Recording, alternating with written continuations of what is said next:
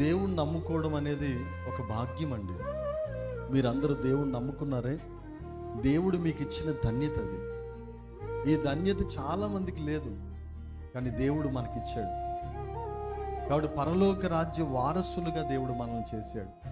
మన పేర్లు జీవ గ్రంథంలో రాశాడు.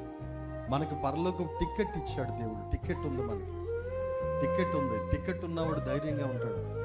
ట్రైన్లో ప్రయాణం చేసినా, బస్సులో ప్రయాణం చేసినా టికెట్ ఉంటే మనకు ధైర్యం కలుగుతుంది. అలాగే రక్షణ టికెట్ మనకుంది.